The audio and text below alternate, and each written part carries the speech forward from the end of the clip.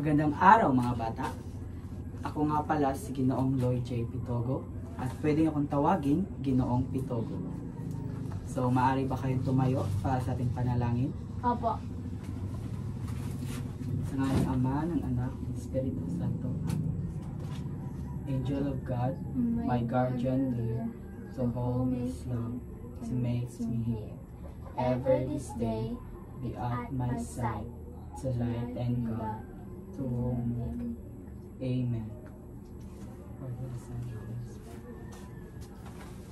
Muli, magandang araw mga bata. Magandang araw po, Ginoong Pitogo. Bago kayo umupo, pakipulot muna ng mga basura na iyong nakikita at pakiayos ng iyong upuan. Opo.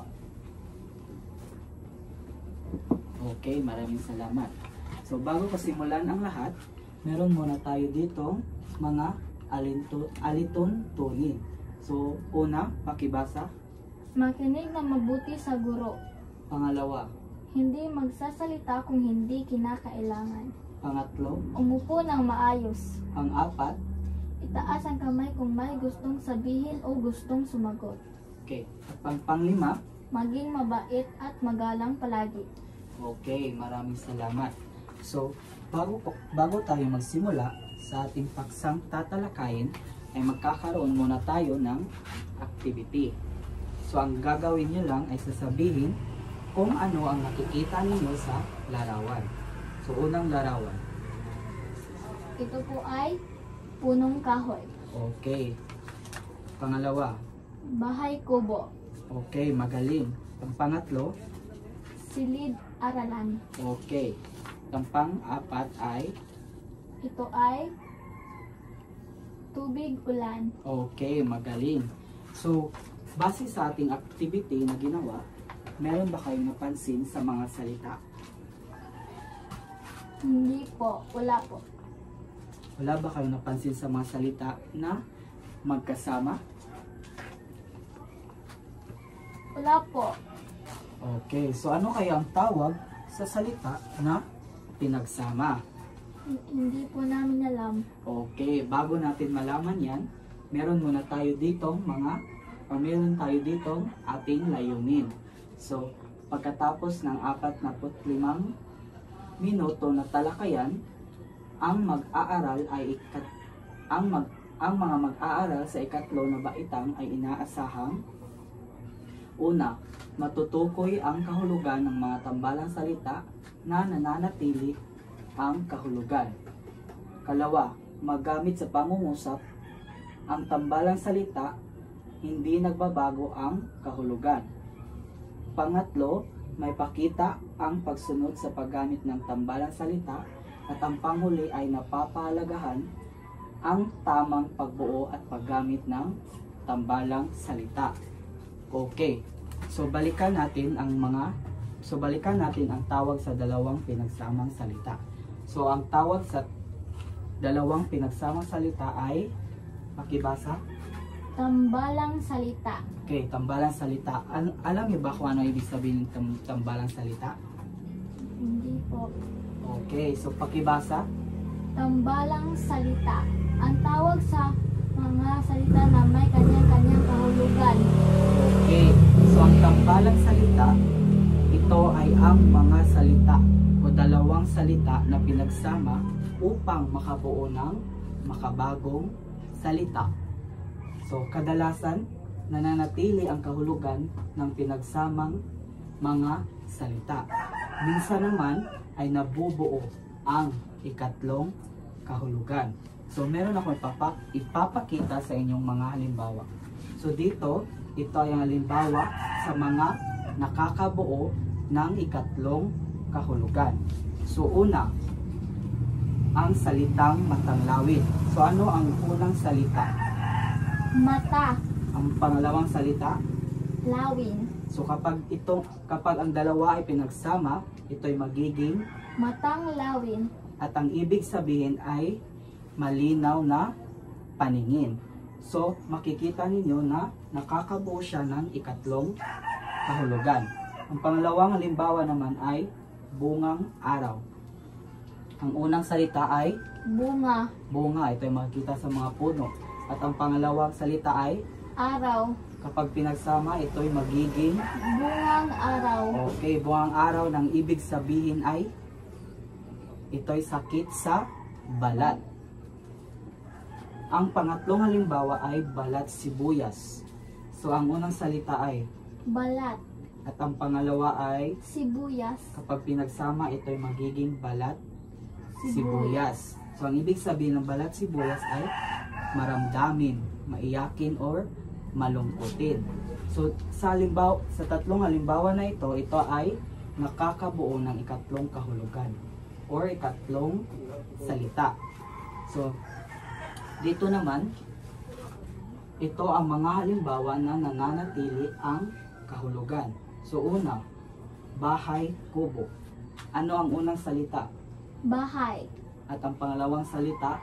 kubo, So kapag pinagsama ang dalawang salita, ito'y magiging bahay, kubo, ang ibig sabihin ay bahay na kubo or bahay na gawa sa kubo. So dito mapapansin ninyo na nananatili ang kanyang kahulugan. Hindi ito nagbabago. So ang pangalawang halimbawa ay silid-aralan. Ang unang salita ay silid at ang pangalawang salita ay aralan, aralan. Kapag pinagsama, ito'y magiging silid-aralan na ang ibig sabihin ay silid na aralan o ito ay silid na ginawang aralan.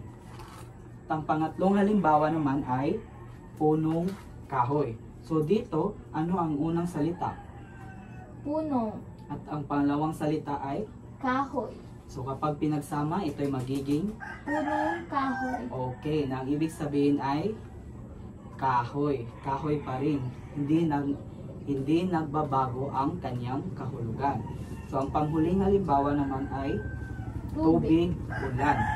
Ang unang salita ay tubig at ang pangalawang salita ay ulan. Ang ibig sabihin ng tubig ulan ay tubig na galing sa ulan, ulan. Tama. So, ngayon, naiintindihan nyo lang ba ang tambalang salita? opo, Okay, magaling. Ano nga ulit ang tawag sa dalawang salita na pinagsama upang makabuo ng bagong salita? tambalang salita, Okay, magaling. So ngayon, dahil alam nyo na kung ano ang tawag sa dalawang salita na pinagsama, meron kayong sasagutan.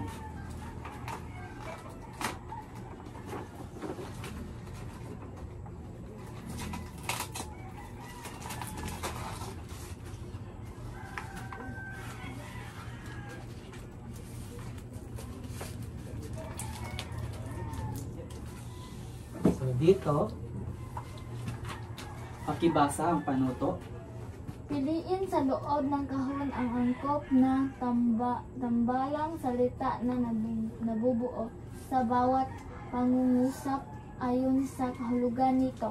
So dito, hahanapin nyo lang o makikita ninyo ang tamang sagot sa loob ng kahon. So sino ang gustong unang sumagot? Okay, Gisa. Pakibasa. Ang blank ay bahagi ng bahay o kwarto kung saan natutulog ang mga tao. Ano ang tamang sagot? Ito po ay silid tulugan. Okay, tama. Magaling. Silid tulugan. Pakibasa ulit at basahin ang tamang sagot. Ang silid tulugan ay bahagi ng bahay o kwarto kung saan natutulog ang mga tao. Okay, tama. Magaling. So, ang pangalawa naman ay ang patlang ay isang bahagi ng bahay kung saan kumakain ang pamilya. Ano sa tingin ninyo ang tamang sagot? Hapagkainan. Hapag? Kainan. Okay, magaling. So, ang hapagkainan ay isang bahagi ng bahay kung saan kumakain ang pamilya. So, ang pangatlo, please, pakibasa. Ang blank ay lugar o pook sa paaralan na pinag-aaralan ng mga mag-aaral. Ano ang sagot? Silid-aralan. Okay, magaling. Tama. Pakibasa. Ulit. Ang silid-aralan ay lugar o puok sa paaralan na pinag-aaralan ng mga mag-aaral. Okay, magaling. Pang-apat ay, ang patlang ay gawain na ibinigay ng guro sa mag-aaral upang sagutan sa bahay. Ano ang tamang sagot? Ano ang tamang sagot? Takdang aralin. Okay, takdang aralin. Magaling. So, kung babasahin natin ulit, ang takdang aralin ay gawain na ibinigay ng guro sa mag-aaral upang sagutan sa bahay. So, ang panglima, pakibasa. Ang patlang ay gamit upang hindi mabasa sa ulan. Ano ang tamang sagot? Payong ulan. Okay, tama. Magaling. Pakibasa ulit. Ang payong ulan ay gamit upang hindi mabasa sa ulan. Okay, tama. Ngayon, dahil nakuha na ninyo ang ating tinatalakay na tambalang salita, meron akong iba pang pasasagutan. Meron akong ibibigay sa inyo na papel at sagutan nyo ito. Pakipasa.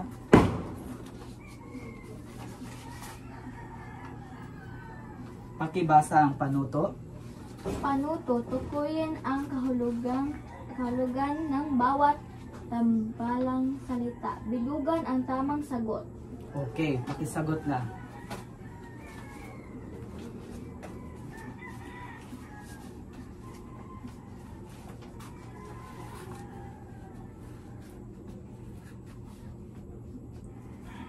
Tapos na po. Okay, tapos na. Pakipasa.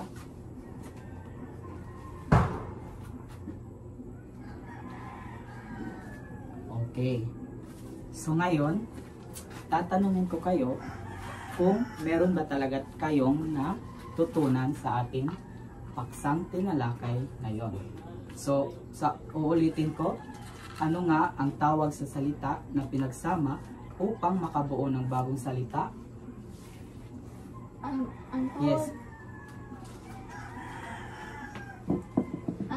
ang tambalang salita, ang tawag sa tambalang salita ay Anong tawag sa dalawang salita na pinagsama? tambalang salita po. Okay, magaling.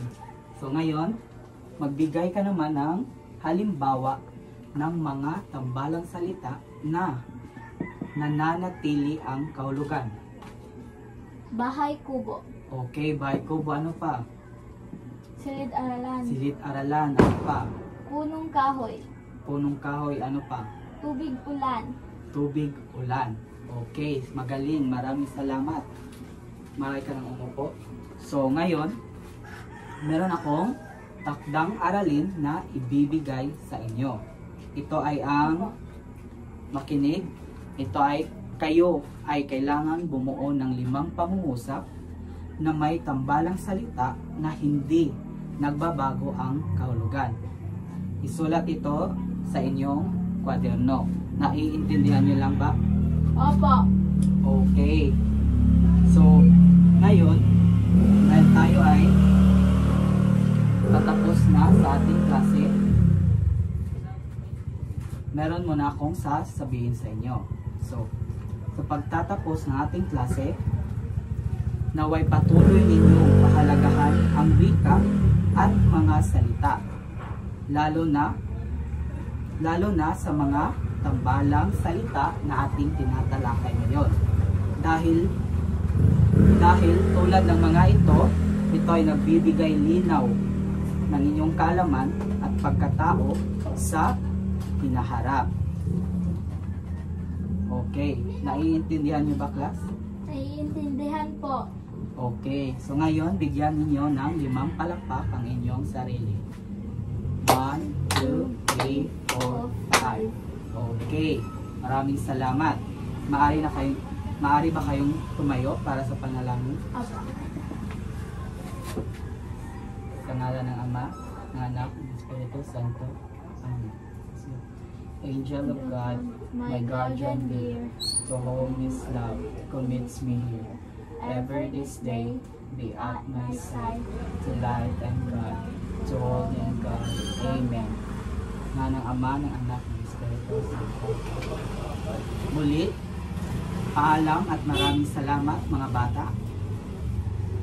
Paalam po at maraming salamat po, Ginoong Pitugo.